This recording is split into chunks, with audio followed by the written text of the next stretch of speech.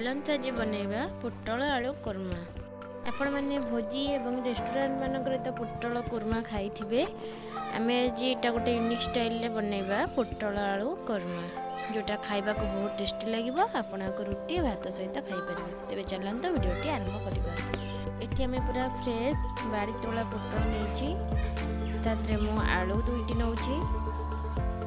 एबे आपको आम भल भाव फिल करदबा सब पोटल गुड़ाक एवं आलू गुड़ाक भल भाव चोपा छड़े देले यहाँ रस रस मन लगी न था आ बहुत स्मूथ होता है। ये भाव में आम यार सब चोपा गुड़िक सब छड़े देवा। छड़े नहीं भितर टी साइड रू कटिंग करदे। बेसी कटिंग करें खाली साइड रू टी कटिंग करदे भितर तेल मसला भल भाव आलू गुड़िक भाव काटी आम भल कर धोई नेबा। एबे आम या धोईकी गोटे साइड रे रखी मसला प्रस्तुत करवा।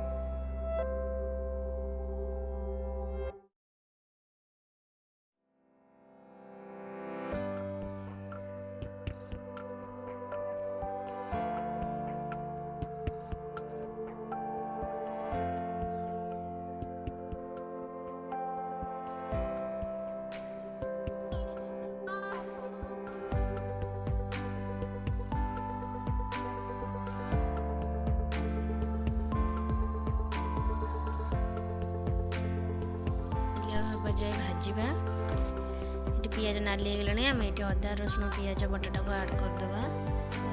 लुण हल्दी गुंड लंका गुंड देकर देखो भल भाव मसला को कषा।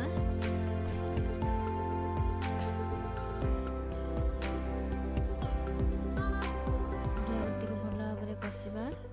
एबे आम आज किसी कस्तूरी मेथी पत्र ऐड करवा। तापर आम भाजी रखा पोटल आलू आउे आम काजू एवं चारमगज पेस्टा को दे भल भाव पानी टिके धोईकी दे आम भल भाव टिके कषा।